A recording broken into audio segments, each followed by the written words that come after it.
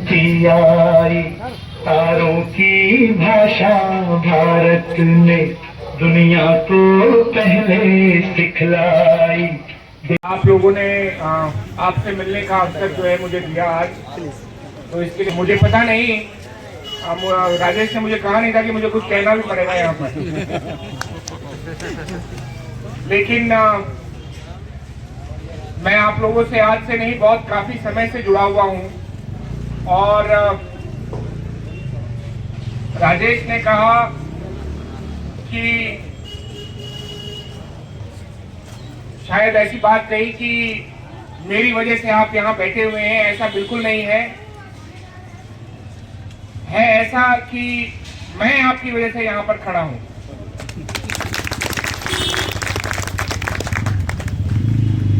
जब हमारे पास, क्योंकि हम कोर्ट में लड़ाई लड़ते हैं,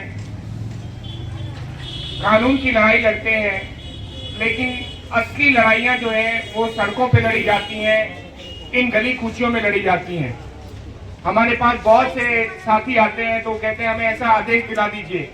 मैं उनको हमेशा कहता हूं कि जो आदेश आएगा वो कागज पे आएगा। इम्प्लीमेंट कराने के लिए, उसको कार्यान्वित कराने के लिए आपको जमीन पर खड़ा होकर कहना होगा कि हाँ मेरे पास ये आदेश है, ये अधिकार है। जब तक आप स्वयं खड़े होकर जमीन पर अपने अधिकारों की बात नहीं कहेंगे, ये नहीं कहेंगे कि हाँ ये हमारा अधिकार है और इसके कारण हम यहाँ पर खड़े हैं, और हम आपसे पूछते हैं कि आपके पास क्या अधिकार है कि आप हमें यहाँ से हटने के लिए कह रहे हैं, यहाँ से जाने के लिए कह रहे हैं। आज 26 जनवरी है, आज भारत का गणतंत्र दिवस है। हम लोग, और ये कहानी शायद सबको पता है, लेकिन बार बार दोहराने की जरूरत इसलिए है कि कहीं ना हम और ना वो लोग जिनको इसे इम्प्लीमेंट करना है, वो लोग इस बात को भूल जाएं कि भारत आजाद हो गया था 15 अगस्त 1947 को। फिर ऐसा क्या हुआ कि गणतंत्र दिवस हम लोग 26 जनवरी 1950 को मनाते हैं। ऐसा इसलिए हुआ क्योंकि हमने ये निश्चित किया कि अब जब ये नया देश बन रहा है और हम अपनी गुलामी की, क्योंकि इससे पहले तक हम गुलाम थे, कई सौ वर्षों तक हमने गुलामी झेली, तो अब आज के बाद से हम अपने आप को किस तरह से मैनेज करेंगे, किस तरह से आगे बढ़ेंगे। और इसके लिए हमने भारत का संविधान बनाया, और भारत का संविधान में हमने सभी लोगों को समान अधिकार दिए। किसी भी व्यक्ति को कोई भी विशेष अधिकार नहीं प्राप्त है। सबसे पहला जो भारत का संविधान कहता है वो ये है कि हम सब बराबर हैं और भारत के कानून सभी लोगों पर बराबरी से लागू होंगे। जब हमने ये डिसाइड कर लिया, परंतु चूंकि मैं यहाँ पर आप लोगों के बीच हूँ, हमारे साथी बहुत सारे रेहड़ी पटरी लगाते हैं, और मैं कई बार ये बात कहता हूँ कि भारत तो आजाद हो गया था, लेकिन हमारे साथी रेहड़ी पटरी खोमचे वाले आजाद शायद हो नहीं पाए थे। उसका कारण ये है कि जब अंग्रेज भारत में आए तो उन्होंने देखा कि यहाँ तो व्यापार करने का एक अलग तरीका है। यहाँ हर चीज घर पर उपलब्ध होती है, चाहे अगर मुझे कालीन खरीदनी हो, चाहे गहने खरीदने हो, चाहे सुई खरीदनी हो। जो बेचने वाला व्यक्ति था वो घर तक आकर, अगर आप पुराने लोग होंगे तो उन्हें याद होगा, और कई जगहों पर आज भी ये है कि घर पर आकर जो है सामान देकर जाते थे। जो व्यापारी था वो मूल रूप से घरों में जा जाकर ही व्यापार करता था। और चूंकि अंग्रेज आए, उन्होंने देखा कि हम तो यहाँ प्राइमरीली अंग्रेज जो थे वो व्यापारी थे, तो उन्हें यहाँ पर व्यापार करना था। तो उन्होंने कहा कि भैया ऐसे तो व्यापार चलेगा नहीं, क्योंकि ये लोग तो सामान वैसे खरीदते हैं जिनके घर पर पहुंच जाता है, तो हमारा व्यापार कैसे चलेगा, हम बड़े व्यापारी हैं। तो इन्होंने कानून लाया कि नहीं, इस तरह से सामान बेचना इलीगल होगा। सामान सिर्फ वही बेच पाएगा जिसके पास लाइसेंस होगा, जिसे हम बहुत दिनों तक लाइसेंस राज कहते आए। तो इस तरह से अंग्रेजों के कारण रेहड़ी पटरी खोमचे वाले हमारे भाई बहन जो व्यापार करते थे उनको पूरी तरह से इलीगल कर दिया गया। और भारत की आजादी के बाद भी बहुत वर्षों तक ये चलता रहा। सुप्रीम कोर्ट ने 1980 के दशक में, 90 के दशक में जब उनके पास इस तरह के बहुत सारे मामले पहुंचे उन लोगों के द्वारा, उस समय कानून भी नहीं था, स्ट्रीट वेंडर्स के द्वारा, कि जब आपने कहा कि हम सब आजाद हैं, हम सब बराबर हैं और हम सबको अपनी जीवन जीने का अधिकार है और व्यापार करने का अधिकार है, तो क्यों रेहड़ी पटरी वालों के साथ ये अन्याय होता है जबकि वो कई सालों से यहाँ पर व्यापार कर रहे हैं।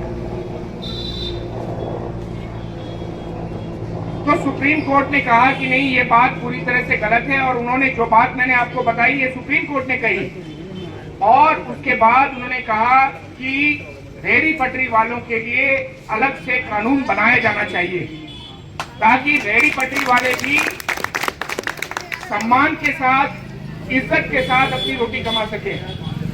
वो ये ना समझे कि मैं किसी की दया का पात्र हूँ, किसी ने मुझे कह दिया कि ठीक है यहाँ लगने दे रहा हूँ तुम्हारा, तुम सदा के लिए मेरे गुलाम रहोगे, ऐसी बात ना रहे।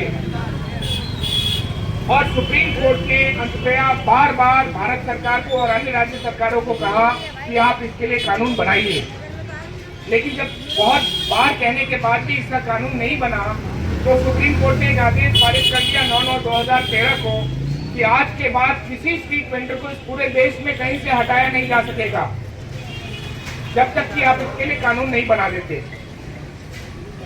और इसी के कारण 2014 में स्ट्रीट वेंडर्स के लिए स्ट्रीट वेंडर्स एक्ट 2014 का भारत की पार्लियामेंट ने बनाया, और उस स्ट्रीट वेंडर्स एक्ट में यह कहा गया है कि सभी इलाकों में टाउन वेंडिंग कमिटीज बनेंगी। टाउन वेंडिंग कमिटीज उन जगहों पे सर्वे करेंगी और सर्वे करने के साथ साथ स्ट्रीट वेंडिंग का प्लान बनाएंगे। ऐसा ना हो किसी जगह पे बहुत अधिक लोग हो जाए और चलने की भी जगह ना हो, और कई जगहों पे हर जगह पे उन्होंने कहा कि स्ट्रीट वेंडिंग प्लान भी बनना चाहिए। अभी 2014 से 11 साल हो गए और हम अभी तक से माइलस्टोन हासिल कर पाए कि किसी तरह कई जगहों पर सर्वे हुआ है, वो भी सिर्फ और सिर्फ 66,000 लोगों का, जबकि आपको और हमें सबको पता है कि स्ट्रीट वेंडर्स की संख्या इससे कहीं अधिक है। तो इस सब के लिए हम सब लोग मिलकर काम कर रहे हैं ताकि सभी जगहों पे पूरा सर्वे हो और हर इलाके के लिए स्ट्रीट वेंडिंग प्लान जो है वो बनके तैयार हो।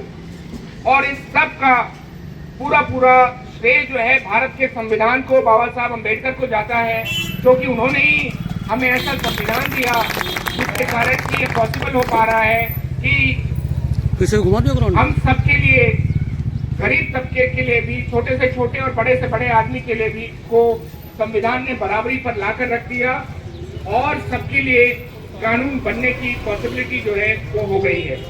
तो मैं आज के दिन यही आप लोगों से दरख्वास्त करूंगा कि हम सब लोग अपने अधिकारों के प्रति सजग हों और अपने कर्तव्यों के प्रति भी सजग हों, और इन दोनों के सामंजस्य से ही हम सब और हमारा देश आगे बढ़ेगा।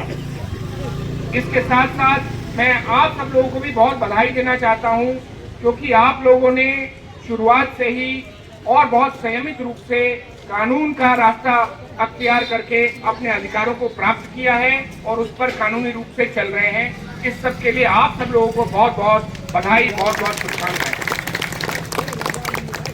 मेरी उम्मीद यही है, राजेश हैं यहाँ पे, संजय जी भी हैं और भी अन्य लीडर्स हैं यहाँ पर,